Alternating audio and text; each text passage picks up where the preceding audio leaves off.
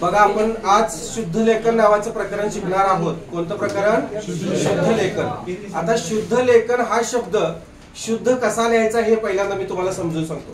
कारण शुद्ध लेखन हा शब्द लोक काय करतात, अशुद्ध लिहितात. त्यामुळं शुद्ध लेखन हा शब्द पहिल्यांदा आपण काय करूया, शुद्ध करून लिहूया. शुद्ध लेखन कसा आहे बघूया. तो नियम काय आहे काय नाही तो आपण इथं समजून घेऊया. बघा आता बघा, या शुद्ध लेखन शब्दामध्ये जे बदल झालेले आहेत, म्हणजे व्याकरणाने जे बदल केलेले आहेत, ते बदल आपल्याला आधी लक्षात घ्यायचे आहेत. बघा आता हा शुद्ध लेखन शब्द जो आहे तो लोक असं लिहितात. बघा, शुद्ध लेखन असं लिहितात. आता हा जो शब्द आहे तो पूर्णपणे अशुद्ध आहे. पूर्णपणे अशुद्ध आहे. कसा आहे बघा, शुद्ध लेखन मधला हा अशुद्ध श का श. बघा हा जो श आहे, गाठीचा श जो आहे तो आता व्याकरणाने काढून टाकलेला आहे. लक्ष द्या बारकाव्याने. गाठीचा श जो आहे तो काय केला आहे, व्याकरणाने काढून टाकलेला आहे. आणि देठयुक्त श जो आहे तो ठेवलेला आहे. बघा, देठयुक्त श, याला कोणता श म्हणायचं, म्हणजे अंतिम स्वतंत्र दंड म्हणायचं.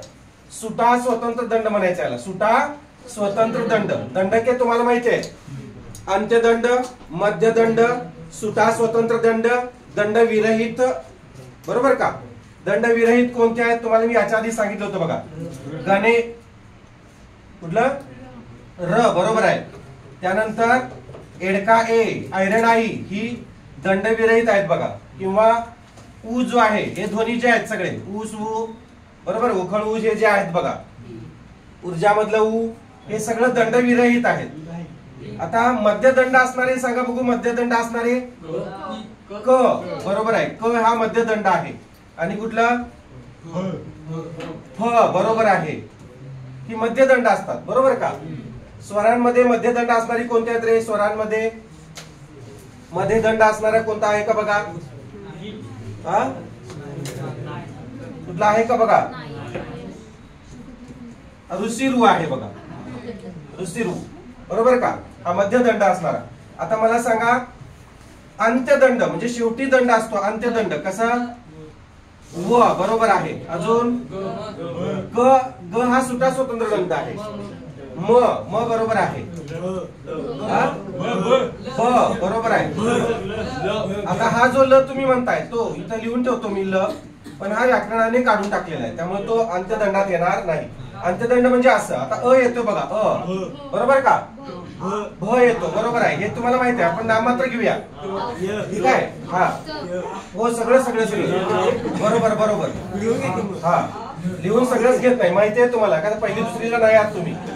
आता मला सांगा, सुटा स्वतंत्र दंड. बघा, हे आपल्या एका विद्यार्थ्याचं नाव आहे बघा, सुटा स्वतंत्र दंड. कुठला आहे बघा? गणेश. सुटा स्वतंत्र दंड हे बघा, सुटा स्वतंत्र दंड आहे ना ने मध्ये. सुटा स्वतंत्र गॅप आहे बघा, आहे ना गॅप? हा, गणेश लक्षात ठेवा. सुटा स्वतंत्र दंड म्हणायचं त्याला, समजलं का? हा, आणखी स्वरांमध्ये सांगा सुटा स्वतंत्र दंड.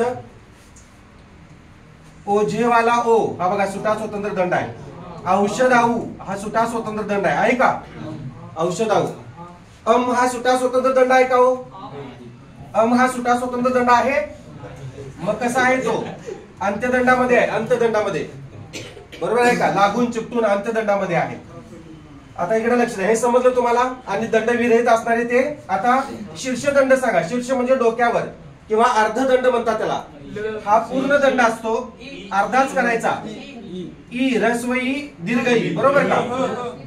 त्यानंतर ज, ज हा शीर्षदंड आहे. असं का करत रे? ज हा शीर्षदंड आहे का? कोणता आहे मग? अंत्यदंड, शेवटी दंड आहे ना. मगच काय पण सांगायचं का?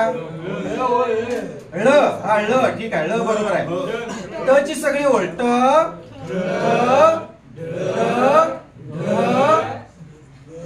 आता न म्हणाल तर बघा, ट ची सगळी ओळ. आणखी कोणतं रे? द सुद्धा येतो बघा, द बरोबर ना? द. त्यानंतर ह सुद्धा येतो बघा सुटा स्वतंत्र दंडामध्ये. ल येत नाही तो, सॉरी, ल जो आहे तो सुटा स्वतंत्र दंडामध्ये येतो अलीकडे. आता इकडे लक्ष द्या, हे समजलं तुम्हाला? अर्धदंड, शीर्षदंड, मध्यदंड, दंड विरहित असं. आता हा जो आहे तो व्याकरणाने काढून टाकला आणि हा काय केलेला आहे? स्वीकारलेला आहे.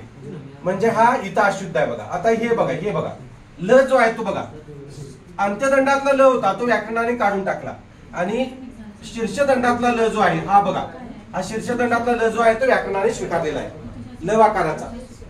मग त्यांनाही ते आवडलं बघा. ठीक आहे. आता ख जे आहे ते पूर्वी ख कसा असायचं असं असायचं म्हणजे र व वाटायचं मुलांना. मग हे असं करायचं नाही तर हे खालच्या बाजूला काय करायचं असं चिकटवायचं असं. मग हे आता व्याकरणाने स्वीकारलेलं आहे बघा. समजलं.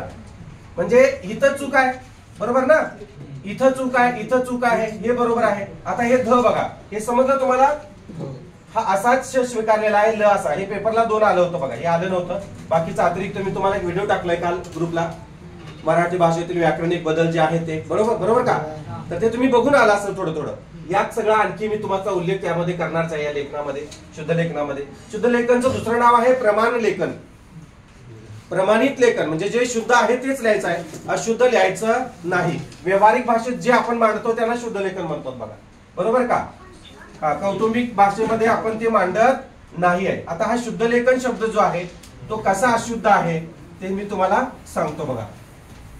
आता पहिला श तर अशुद्धच आहे. मग तो कसा लिहिणार तुम्ही हे असं लिहिणार बघा. बरोबर आहे का. इथं गाठ तयार करायची नाही. ते लिहिताना येते ते पण इथं अशी गाठ तयार करायची नाही. मग असं द्यायचं नाही. चुकतंय. काय करायचं नुसतं अशी वाटी काढायची हे असं खाली करायचं असं करायचं संपला विषय. आणि हे असं संपला विषय. समजलं का. हा शुद्ध. आता हा धच्या बाबतीत तुम्हाला मी सांगतो बघा. हे असं दंडकाला म्हणजे शिरोरेषेला असं चिकटवायचं नाही आहे. तर काय करायचं द मोठा काढायचा आहे आणि काय करायचं असं हे लटकलेलं ठेवायचं आहे. लटकं ठेवायचं. हे लटकलेलं आपण स्वीकारायचं आहे.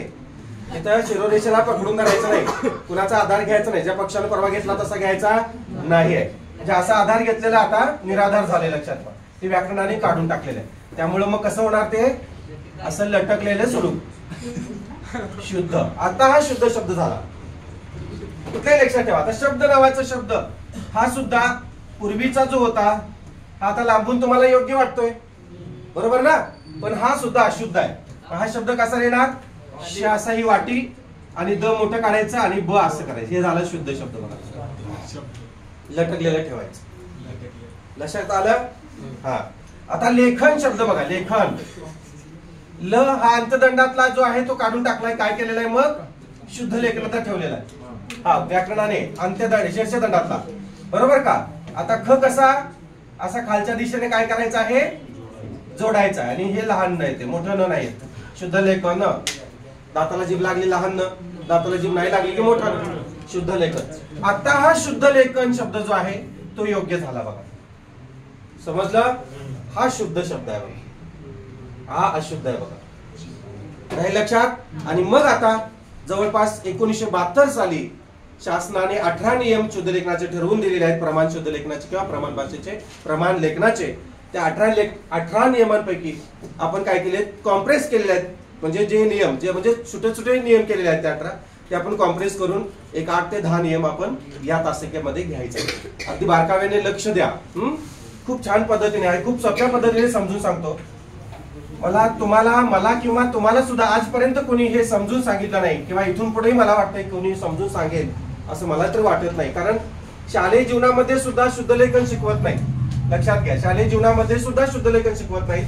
आणि तुम्हाला इतर तुम्ही कुठेही जावा युट्यूबला बघा किंवा इतर बाकीच्या ठिकाणी बघा अगदी तोकडं किंवा तुम्हाला रुचेल किंवा न रुचणारं सुद्धा शिकवलं गेलेलं आहे. मी बरेचसे व्हिडिओ बघितलेले आहेत. पण ते परिपूर्ण नाही आहेत. तर ते परिपूर्ण आणि अचूक कसं लक्षात ठेवायचं शॉर्टकट मध्ये कसं लक्षात ठेवायचं दीर्घकाळ कसं लक्षात ठेवायचं ह्या ज्या नियमावली आहेत नियम जे आहेत ते संस्कृत भाषेतील आहेत थोडक्यात. आणि ते समजायला कठीण जातात. आपण मराठीमध्ये समजून घेऊन आपण ते करायचं आहे. मी आजपर्यंत तुम्हाला शिकवत असताना थोडं सांगितलेलं आहे बघा. सांगितले ना की हे असं असतं ते तसं असतं. जोडाक्षराच्या अलीकडील अक्षर ऱ्हस्व असतं. अनुस्वाराच्या अलीकडील अक्षर ह्रस्व असतं. विसर्गाच्या अलीकडील अक्षर ह्रस्व असतं. पुढे आघात आला दीर्घत्व आला की पाठीमागचा ध्वनी काय होतो पुढे दीर्घत्व आला आघात आला की काय होतो पाठीमागचा ध्वनी ह्रस्व होतो का दीर्घ होतो ह्रस्व होतो. पुढे आघात नसेल तर पाठीमागचा ध्वनी काय होतो दीर्घ होतो. म्हणजे पुढे जर दीर्घ नसेल तर पाठीमागचा दीर्घ होणार. पुढे दीर्घ आला तर पाठीमागचा दीर्घ होणार आहे का. म्हणजे पुढे जर समजा गतिरोधक आला तर तुम्ही गाडीचं स्पीड कमी करणार, पुढे गतिरोधक नसेल तर गाडीचं स्पीड वाढवणार. म्हणजे दीर्घ जास्त, दीर्घ म्हणजे मोठा, ह्रस्व म्हणजे लहान. लक्षात आलं का? हा. आता ह्रस्व आणि दीर्घ याच्या बाबतीत जो भाग आहे बघा, तिथं हा शुद्ध लेखन, हा शुद्ध शब्द बरोबर आहे का बघा, आहे का? हा, शुद्ध लेखन असं लटकलेलं ठेवलंय बघा, इथं चिकटवलेलं नाही आहे, या शीर्षदंडातला आहे, हे याचा अर्थ हे केलेला आहे बघा इथं. समजलं का? आणि हा पहिला नियम आहे बघा, मराठीतील किंवा मराठी शब्दातील शेवटचे म्हणजे अंतिम. अंतिम हा शब्द योग्य आहे का बघा? योग्य आहे का अयोग्य आहे? अंतिम हा शब्द योग्य आहे की अयोग्य आहे? योग्य आहे. कारण ह्या अंतचा अर्थ काय होतो रे? आणि ह्या अंतचा अर्थ काय होतो? शेवट. शेवटच आहे तुमचा. कारण एवढे फास्ट उत्तर देणारे विद्यार्थी मी पहिल्यांदा बघितलेले. याचा अर्थ होतो काय? आत किंवा मध्ये. काय होतो? आत किंवा मध्ये. आणि मी तुम्हाला एक क्लुप्ती सांगितली होती बघा, हे वरती अनुसार असेल तर दोन्ही डोळ्यांच्या मध्ये आपण टिकली लावतो, आत मध्ये. काही इकडे बाजूला लावतो शेवटी नाही. आणि हा जो न लावता आहे त्याचा अर्थ होतो काय? शेवट. समजलं का? शेवट असं होतं. आता लिहित असताना ही गाठ येऊ शकते, कारण ती गाठ 7 जणांमध्ये बांधलेली आहे, ती सुटत नाही. लिहित असताना होते तसं. म्हणजे शीर्षदंडातलं श किंवा मुक्तदंडातलं श, मुक्तदंड पण म्हणतात त्याला, सुटा स्वतंत्र दंडाला मुक्तदंड असं म्हणतात. तर तो येईलच असं नाही लिखाणामध्ये, तुम्ही समजून घ्या. नाहीतर सरांनी आता सांगताना सांगितले वरती देठ आणि सुटा स्वतंत्र लिहायला, इथं गाठ बांधली असं काय नाही बघा, लक्ष द्या. लिहित असताना होते ते, पण सोडवत असताना किंवा व्याकरण शुद्ध लेखन करत असताना मात्र तसं करायचं नाही. समजलं? अंत्य म्हणजे शेवट. हे बघा, शेवटचे किंवा अंतिम. अंतिम सामना. मग तुम्ही अंतिम सामना कसं लिहिताय माहितीये का? असं लिहिताय बघा, पेपरला सुद्धा असंच असतंय अंतिम सामना. पण हे चूक आहे बघा. कसं पाहिजे? असं पाहिजे अंतिम सामना. हे आहे योग्य, हे चूक आहे. समजलं? त्याचा देहांत झाला, आपण म्हणतोय बघा, त्याचा देहांत झाला, त्या व्यक्तीचा देहांत झाला. मग कसं लिहायला पाहिजे देहांत? हे बरोबर आहे का रे? मग कसं? न लात. बरोबर. हे देहांत म्हणजे काय? देहामध्ये. आणि हे देहांत देहाचा शेवट. म्हणजे माणूस मेल्यानंतर त्याचा देहाचा शेवटच होतो का? तो कोणाच्या देहात शिरतो? देहात जातो का? नाही. म्हणजे हा देहांत चूक आहे, हा देहांत बरोबर आहे. येतं लक्षात? हा, तसं. पुढे बघा, आता आपण या नियमाकडे वळूया. नियम क्रमांक 1 काय आहे बघा, काय म्हटलेलं बघा, मराठीतील किंवा मराठी शब्दातील शेवटचे अंतिम अक्षर जर दीर्घ असेल तर उपांत्य. उपांत्य म्हणजे कुठलं रे? उपांत्य म्हणजे कुठलं? शाहीन, उपांत्य म्हणजे कुठलं? उपांत्य म्हणजे शेवटून दुसरं. लिहून ठेवा. उपांत्य. उपांत्य सामना. उपांत्य म्हणजे शेवटून दुसरं. लक्षात ठेवा. इकार किंवा उकार ह्रस्व लिहावा. इकार म्हणजे काय रे? इकार म्हणजे वेलांटी की उकार? इकार म्हणजे वेलांटी आणि उकार म्हणजे उकार. तुम्हाला माहिती आहे. आता ह्रस्व दीर्घ, ह्रस्व इकार आणि दीर्घ इकार काय भानगड आहे? ह्रस्व म्हणजे पहिली वेलांटी आणि दीर्घ म्हणजे दुसरी वेलांटी. आता पहिली आणि दुसरी याचा अर्थ काय? पहिली वेलांटी असेल तर ती आपल्या डाव्या बाजूकडून असते आणि दुसरी वेलांटी जी असते ती आपल्या उजव्या बाजूकडे असते, इकडे अलीकडे असते. बरोबर का? आपल्या मुखाकडे वळलेली असते दुसरी वेलांटी. आणि डावी वेलांटी म्हणजे पहिली वेलांटी जी असते ती दुसऱ्याच्या मुखाकडे असते. लक्षात ठेवा. आता दुसरा पहिला उकार कसा असतो? आपल्याकडे असतो. आणि दुसरा उकार दुसऱ्याकडे असतो, तिकडे पलीकडे असतो. पहिली वेलांटी, दुसरी वेलांटी, पहिला उकार, दुसरा उकार. याला इकार म्हणायचं, याला उकार म्हणायचं. समजलं का? हा. काय म्हटलेलं बघा, मराठीतील किंवा मराठी शब्दातील शेवटचे अंतिम अक्षर जर दीर्घ असेल, दीर्घ म्हणजे दुसरी वेलांटी, दीर्घ असेल तर उपांत्य म्हणजे शेवटून दुसरा काय होतो? ह्रस्व लिहावा म्हटलेला बघा. मी तुम्हाला याच्या आधी वर्ण विचार नावाचं प्रकरण शिकवत असताना तुम्हाला सांगितलं होतं बघा, एक शब्द आला होता आपल्याकडे, आठवतंय का तुम्हाला? खुणा नावाचा शब्द. खुणा, खून असा शब्द होता बघा. खून किंवा खून असं आलं होतं बघा. आपल्या आवाजाच्या किंवा ध्वनीच्या खुणा म्हणजे अक्षर होय, असं तुम्हाला एक वर्णमालेत मी व्याख्या दिली होती. आणि मग काही मुलांनी जेव्हा मी व्याख्या सांगत असताना खुणा काही वेळेला असं लिहिलं, काही वेळेला काही जणांनी खुणा असं लिहिलं किंवा काही जणांनी खुणा असं लिहिलं, बऱ्याचशा गोष्टी झाल्या. Half knowledge is very danger. अधुरं नॉलेज फार घातक असतं. माहित नसलं की मग असं होते बघा. मग यातला योग्य जो आहे तो हा आहे. कारण का सांगा? कारण या खूनचा अर्थ वेगळा होतो, या खूनचा अर्थ हत्या किंवा वध असा होतो, बरोबर का? बारकाव्याने लक्ष द्या. शुद्ध लेखन प्रकरण आहे, 1 मार्काचा प्रश्न आहे, कधी कधी 2 मार्काला विचारला जातो. अलग लक्षात, अतिशय बारकाव्याने लक्ष द्या, इकडे तिकडे लक्ष देऊ नका. आणि हा खून जो शब्द आहे तो याचा अर्थ होतो चिन्ह किंवा संकेत असा होतो. काय होतो? चिन्ह किंवा संकेत असा होतो. मग हे मी तुम्हाला एक उदाहरण सांगितलं होतं, आठवतंय का? बघा, क्लुप्ती सांगितली होती, हे बालाजीचं चिन्ह असं मोठं न म्हणजे चिन्ह. मग बघा, आपल्या आवाजाच्या किंवा ध्वनीच्या खुणा म्हणजे अक्षर होय. मग यातलं खुणा कुठलं येणार सांगा? आवाजाच्या. यांनाच ध्वनी चिन्हे असे म्हणतात. ध्वनी चिन्हे म्हणजे त्यांचं दुसरं नाव आहे अक्षरानं, बरोबर का? म्हणजे हे यायला पाहिजे. मग तुम्ही जे लिहिलं, काही जणांनी जे लिहिलं खुणा, हे बरोबर आहे का? आपल्या आवाजाच्या किंवा ध्वनीच्या हत्या किंवा वध म्हणजे अक्षर असं होईल? नाही होणार. काही वेळेला निर्गुण खून, निरघुरून खून असं असते बघा, त्या व्यक्तीचा निरघुरून खून झाला, मग खून शब्द येतो पेपरला, येते निरघुरून खून झाला. वाह, हे बरोबर आहे? नाही तर कुठलं बरोबर आहे? मग लहान न पाहिजे. येतं लक्षात? ही गफलत होती आपल्याकडून, न कळत का होईना ही आपल्याकडून गफलत होते. आता आपल्या आवाजाच्या किंवा ध्वनीच्या खुणा, आता इथं खुणा लिहित असताना काय करायला पाहिजे सांगा? या ख ला दुसरा उकार देऊन चालेल का? असं नाही देऊन चालणार. कारण हा पहिला नियम काय सांगतोय की जर पुढे आघात असेल, दीर्घत्व असेल, बघा शेवटचे अंतिम अक्षर जर दीर्घ असेल, हे दीर्घ आहे का ऱ्हस्व आहे? हे दीर्घ आहे का ऱ्हस्व आहे? हे ऱ्हस्व आहे. जर पुढे आघात असेल, दीर्घत्व असेल, तर अंतिम ध्वनी पाठीमागचा उपांत्य म्हणजे शेवटून दुसरा, तर तो काय होतो? ऱ्हस्व होतो. म्हणजे हा खुणा काय झाला? योग्य झाला. येतं लक्षात? हेच इथं सांगायचं आहे. हा नियम काय सांगतोय? पुढे आघात असेल, पुढे दीर्घ हे असेल, इथं आघात आला बघा, बरोबर का? इथं गतिरोधक आला, स्पीड ब्रेकर आला, तुम्ही गाडीचं काय करणार? गेअर मागे घेणार, बरोबर ना? स्पीड ब्रेकर नसेल तर चला गाडी घुमवणार तुम्ही, बरोबर का? स्पीड ब्रेकर नाही इथं, गाडी घुमती पुढं. स्पीड ब्रेकर आहे, गेअर मागे घेणार, घेणार की नाही? तर मरणार नाही. म्हणजे इथं काय केलं तुम्ही? इथं जेव्हा आघात आला, दीर्घत्व आलं, तेव्हा पाठीमागचा ध्वनी काय झाला? घाबरून पाठीमाग आला. हा नियम सांगतोय मराठी मधला. संस्कृत तत्सम शब्द याला अपवाद आहे. येते का लक्षात? पुढे आघात असेल, दीर्घत्व असेल, तर पाठीमागचा ध्वनी काय होणार? ऱ्हस्व होणार. पुढे आघात नसेल, दीर्घत्व नसेल, तर पाठीमागचा ध्वनी स्पीडने पुढे जाणार, म्हणजे दुसरी वेलांटी, दुसरा उकार. येते लक्षात? हाच नियम आहे बघा इथं. आता आपण हा नियम बघूया.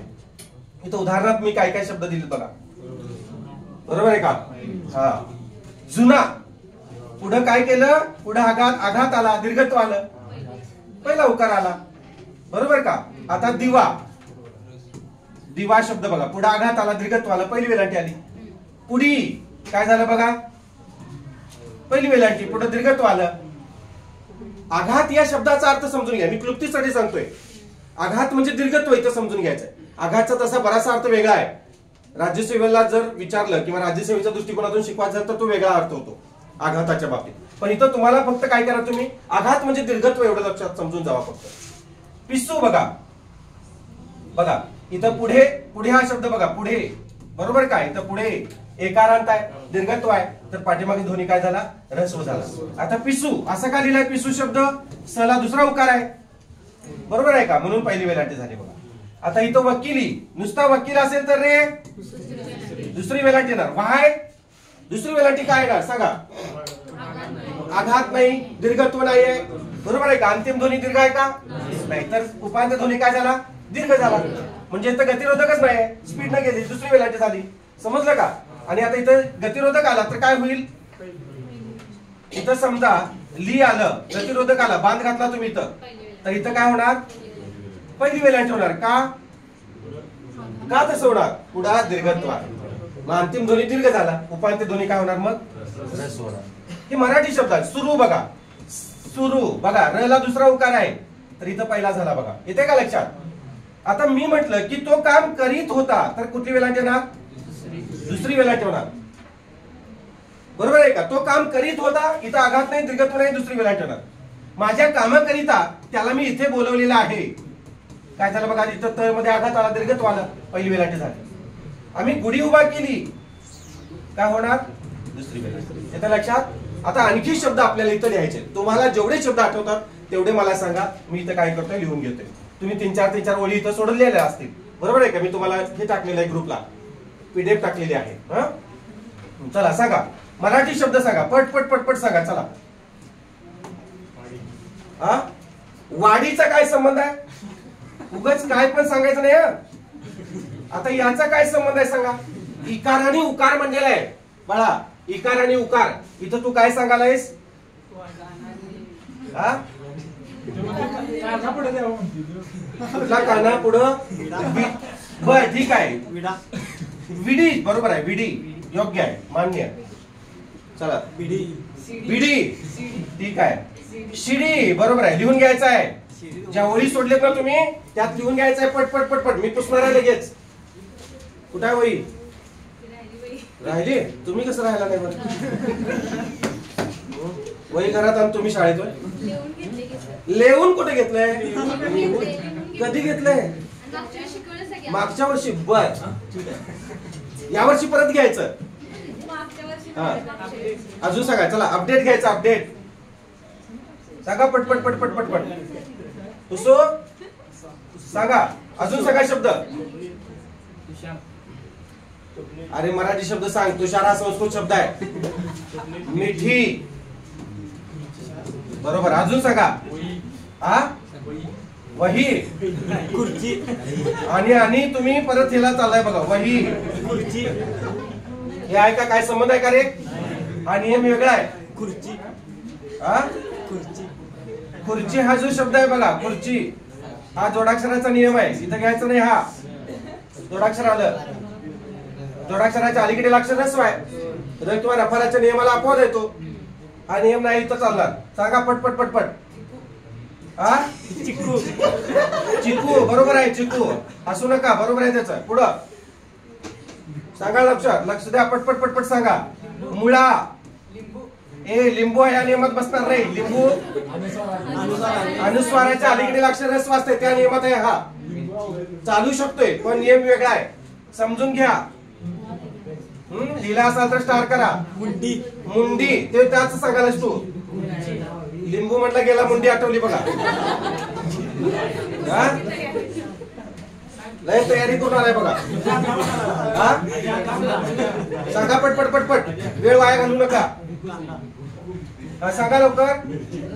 हा शिडी लिहिलं होतं का आपण? शिडी लिहिलं होतं बघा. हा मिरची. मिरची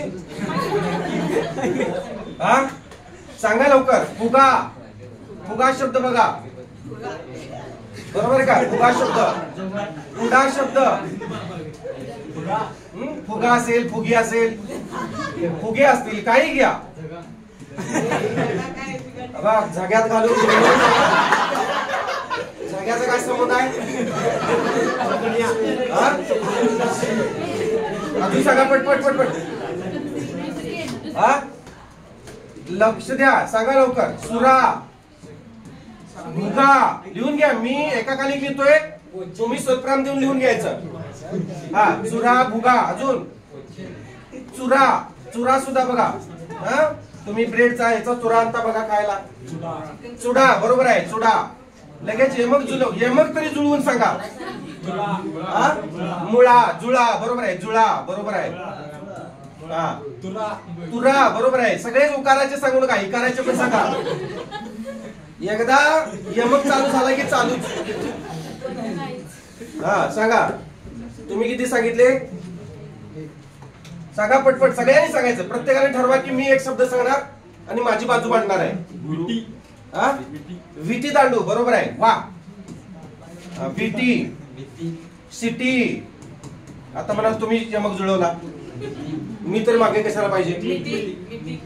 अरे मिठी आधीच मारली तुम्ही. हा गुरु.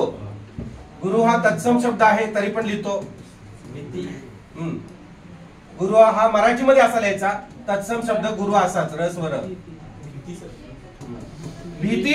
भीती शब्द यात येणार नाही, मराठी शब्द नाही, संस्कृत आहे तो. बरा दुसरी वेळा येते.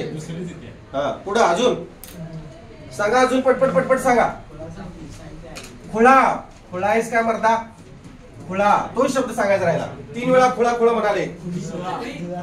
जुळा झाले की सुळा. सुळावर चढवलं बरोबर आहे. सुळा. सांगा.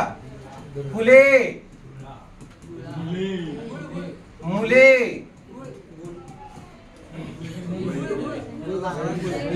गोळ शब्द येत नाही रे बाळा, त्याला गोळात टाका रे.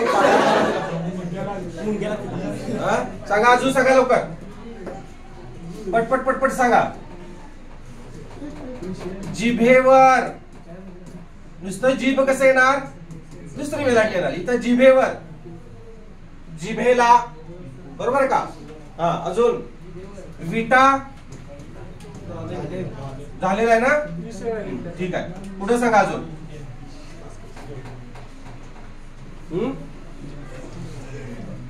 मुली,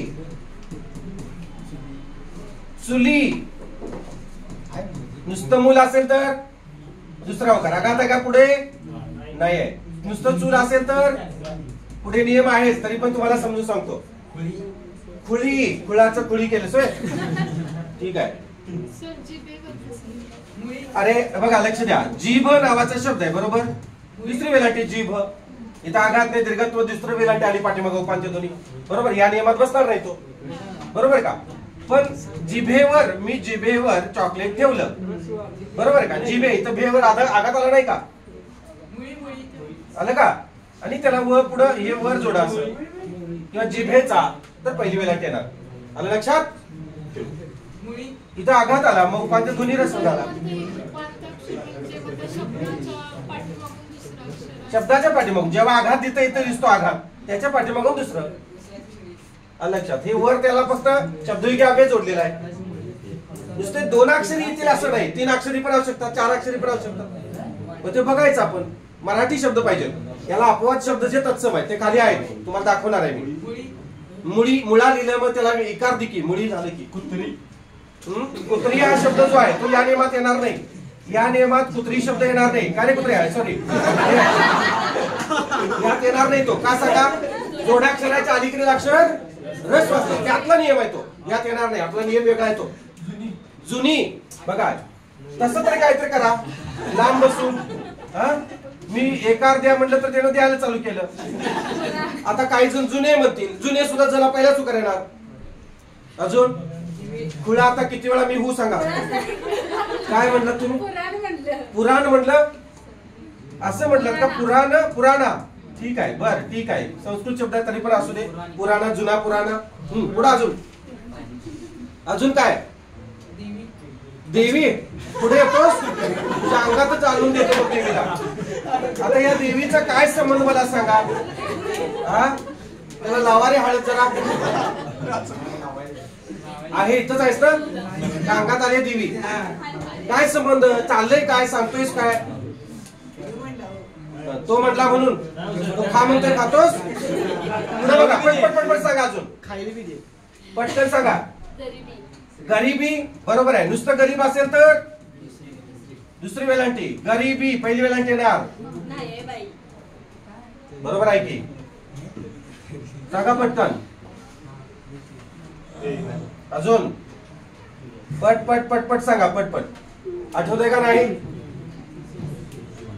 बस बस काय, 2 ओळी सोडा आणि घरी तुम्हाला जेवढे शब्द आठवतील तेवढे लिहून आणा तुम्ही. भरपूर शब्द आहेत, फक्त तुम्ही काय करताय सांगत नाही एवढं. काही जण मनात ठेवतात, मी इथं 1000 सांगेन, सगळे प्रत्येक मला लिहून द्यावं लागते. तुमचंही काहीतरी काम आहे बघा. भरपूर शब्द आहेत, भरपूर आहेत की नाही रे. हा, मुळा, मुठा, जिरा. आता हे बघा, आपण म्हणतो की जिरा राईस. हा, काय रे, हा, तू सोड. आता सुळावर म्हणतो बघा, सुडाचा, सुडाची भूमिका घेतली असं म्हणतात बघा, सुडाची, बरोबर का. मिरी शब्द असेल, मिरी.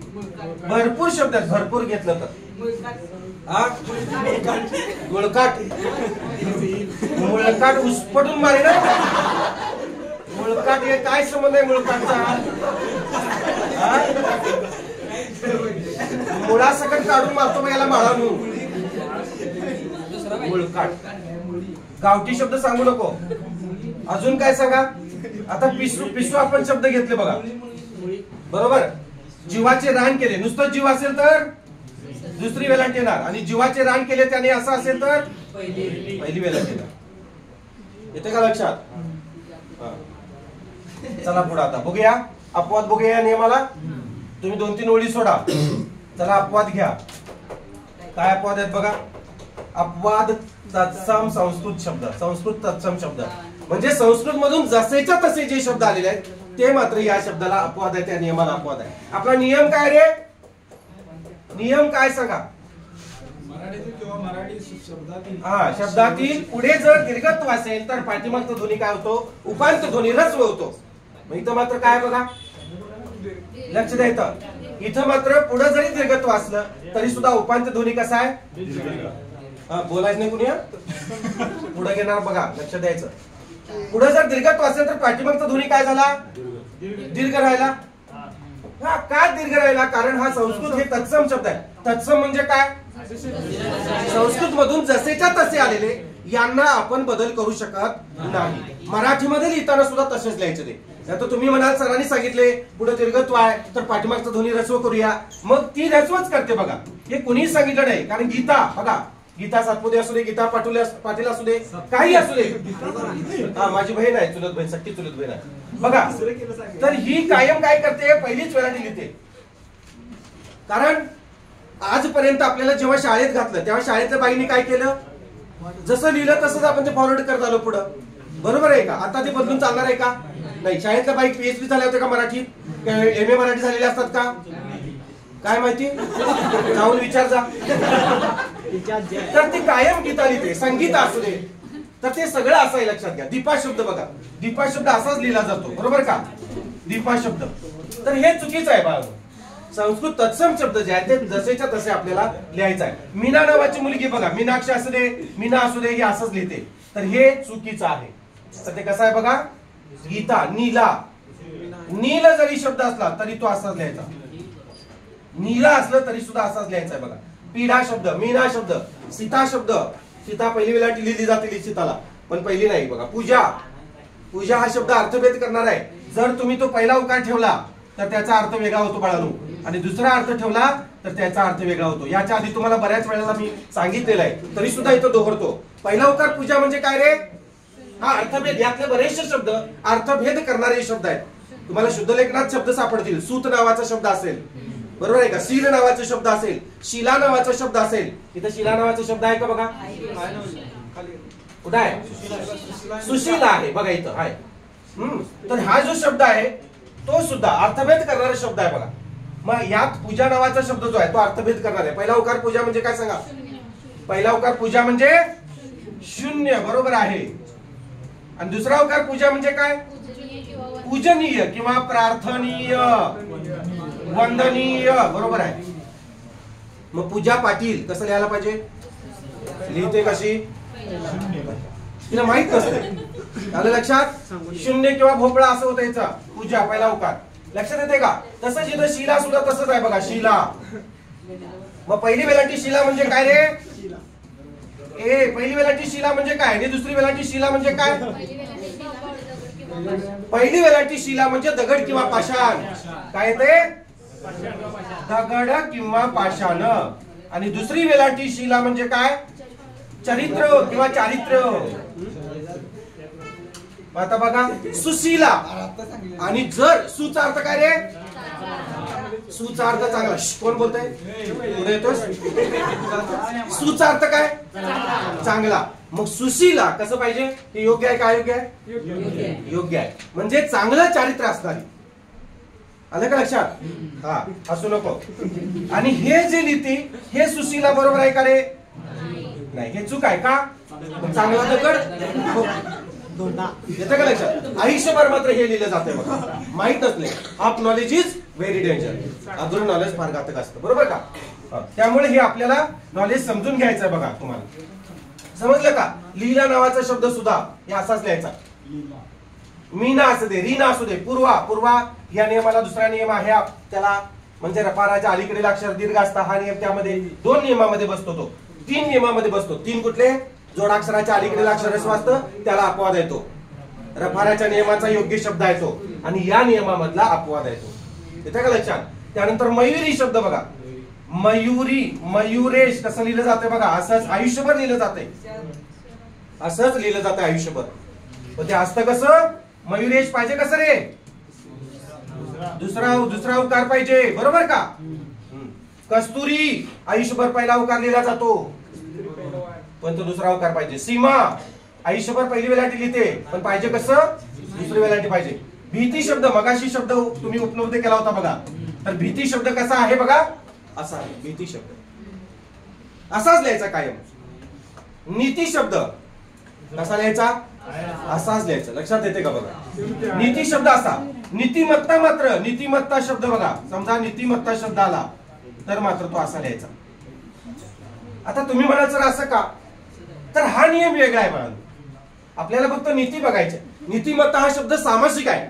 सामासिक म्हणजे काय रे, काय सामासिक म्हणजे काय, कुठं बघताय, चर्चा करा तुम्ही. मी तर ओरडून सांगतो, तुम्ही चर्चा करा, काही सांगू नका. सामासिक या शब्दाचा अर्थ काय सांगा, पटपट सांगा. सामासिक म्हणजे एकत्र, दोन शब्द जेव्हा एकत्र येतात त्यांना काय म्हणायचं, सामासिक शब्द म्हणायचं.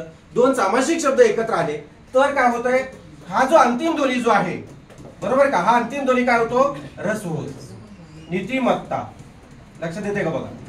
नीतिमान असू दे, काही असू दे, नीतिमान, तर तो नीतिमान शब्द असाच. बाळांनो परीक्षेला येऊन गेलेला आहे, बारीक लक्ष द्या, स्वतःचं नुकसान करून घेऊ नका, नाहीतर 25 पैकी 24च मार्क पडणार, 30 पैकी 29च मार्क पडणार. येते का लक्षात. शुद्ध लेखनला 2 किंवा 3 मार्काला प्रश्न पेपरला येते, लक्षात द्या. शुद्ध लेखन अतिशय सोपं प्रकरण आहे, फक्त त्याचा बाऊ केलाय लोकांनी. कोणी आजपर्यंत आपल्याला समजून सांगितलं नाही, ना गुरुजींनी सांगितलं नाही, ना कोणी आपल्या बुजुर्ग लोकांनी सांगितलं नाही, किंवा कोणी मित्र परिवारानं सांगितलं नाही, म्हणून आपण हे शुद्धतेनं करून घ्यायचं. हा ठीक आहे, बाहेर जावा, परत येऊ नका. पुढे बघा, नीतिमान जो शब्द आहे बघा, लक्षात आलं का, सामासिक शब्द आहे. नीतिमत्ता हा शब्द बघा, समजतंय का तुम्हाला, सामासिक शब्द आहे. सामासिक शब्दामध्ये सुद्धा अपवादात्मक शब्द आहेत. काही सामासिक शब्द आहेत ते फक्त आणि फक्त अशा स्वरूपात येतात. बाकीचे शब्द जे आहेत, आता तुम्ही म्हणाल सर याच्यामध्ये असंच सगळं असतं का, सेम टू सेम सामासिक शब्द, तर तसं नाही. स्वामी नावाचा शब्द आहे, स्वामी भक्ती, तर मला दुसरी वेलांटी आली बघा, स्वामी भक्ती, मला दुसरी वेलांटी. शरयू तट, शरयू याला दुसरा आकार आला बघा, तट म्हणजे हे शरयू तट, इथं पहिला उकार येणार नाही. हे शब्द सामासिक शब्द मात्र मी व्यवस्थित तुम्हाला शिकवणार आहे. जिथं जिथं संदर्भ आला तिथं मात्र मी तुम्हाला सांगणार आहे. इथं लक्षात, एक नियम शिकवत असताना त्याच्याशी निगडीत दुसरे नियम सुद्धा तुम्हाला समजून घ्यावे लागतात. लक्षात आलं, एकाशी रिलेटेड दुसरे, तर ते तुम्हाला लिंक लागते आणि समजून येते बघा. आणि बारीक लक्ष द्या, व्यवस्थित पहा, व्यवस्थित बघा, तरच तुम्हाला हे समजणार आहे. मला 1 मार्क तुमचा चुकला, सर मला हे शुद्ध लेखनातला हा शब्द आला नाही, तर मला फोन करायचा, मला सांगायचं सर मला हे जमलं नाही. येते का लक्षात. प्रीती शब्द बघा, आयुष्यभर प्रीती कशी लिहिते, पहिलीच वेलांटी लिहिते, पण हे असं चुकीचं आहे. या नियमाला तो अपवाद आहे. प्रीती शब्द असा योग्य आहे. कीर्ती, याच्यामध्ये 3 या आहेत, 3 नियम आहेत. र किंवा रफाराच्या अलीकडील अक्षर दीर्घ असते, या नियमाला अपवाद आहे. शुद्ध लेखनाच्या नियमाला सुद्धा अपवाद आहे. शुद्ध लेखनाचा नियम काय, जोडाक्षराच्या अलीकडील अक्षर ह्रस्व असते, हे दीर्घ आहे. शुद्ध लेखनाच्या नियमाला अपवाद. रफाराच्या नियमाला योग्य शब्द आहे, हा शब्द सुद्धा बघा शुद्ध लेखनाच्या नियमाला अपवाद आहे. शुद्ध लेखनाचा नियम काय, शुद्ध आपला याचा सॉरी जोडाक्षराचा नियम काय, जोडाक्षराच्या अलीकडील अक्षर ह्रस्व असते, हे जोडाक्षर आहे पण दीर्घ आहे. येते का लक्षात. हा नियम तुम्हाला समजला. काय नियम आहे हा, काय नियम आहे सांगा. मराठी शब्दांमध्ये किंवा मराठीमध्ये इतर भाषेतले जे शब्द येतात ते शब्द, आता मिरी शब्द आपल्या भाषेतला नाही आहे, मराठीतला नाही आहे, तो बाहेरून आलेला आहे. बरेचसे असे शब्द आहेत. गुढी शब्द कुठून आला रे, गुढी मी परवा सांगितलं तुम्हाला, गुढी शब्द कानडी आहे. गुढी बघा, बरोबर आहे. कांबळे काकांनी गाजराची गुढी उभा केली होती, मडक्यातनं ते हे काढलं, बरोबर ना.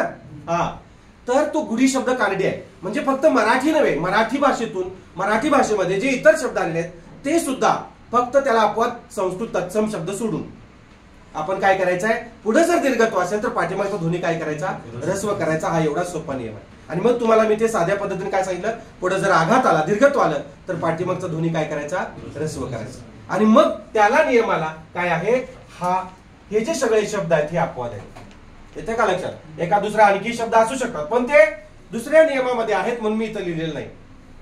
परीक्षा नावाचा शब्द घ्या वाटल्यास. परीक्षा शब्द समजा असा असेल, तुम्हाला सांगा बघू परीक्षा शब्द कसा आहे? दुसरी वेलांटी. कोणाला दुसरी वेलांटी? र ला. हा मी इथं लिहिला असता, पण तरी सुद्धा तो वेगळ्या नियमात आहे. तिथं आपण पाहूया, तुम्हाला तिथं जास्त सुटेबल होईल, समजून येईल म्हणून मी इथं लिहिला नाही. इथं सुद्धा तो योग्य पडू शकतो. पुढे आघात आहे, दीर्घत्व आहे, तरी सुद्धा र ला दुसरी वेलांटी आली, पहिली वेलांटी नाही. आणि हा जोडाक्षराच्या नियमाला सुद्धा अपवादात्मक आहे. जोडाक्षराच्या अलीकडे अक्षर काय असतं? ऱ्हस्व. हे जोडाक्षर आहे की नाही बघा.